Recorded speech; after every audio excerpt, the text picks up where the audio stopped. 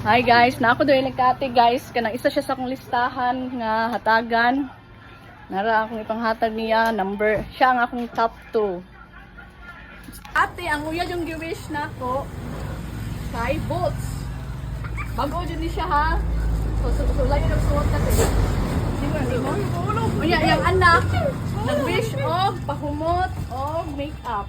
Wow! Kay nami. Yan ako yung mga salina dito sa iyang anak. Eh, wait, asa si Yayan? Kay Yayan, apil po niya sa akong top. Hala, nakalimot kong kuha sa chocolate. Para kay Yayan. Ano lang yan ha, balik ko doon sa kyanan. Anya, naman ko yung kanan. Wala mo ako kapalit ng J-code. Kanina lang ako napalit. Para kay Yayan. Yan sa iyang anak nga si Tambol. Kaya apil ang putong post. Muna ako ihatag niya. Ihatag niya yung kambol. Oh, tara, nagsuot, nag-boots si Kati. Bigyan. Ayaw, pre! Ayaw, pre! Ano na, katambol. Yan, kanya sa yanin, anak babae. Wala man din, privacy. At siya na lang pa yun. So, ato na po ko next ni Karen Love. Then, masighapito na ko si Lianse. Then, ato po kong Liesel Bilangdal.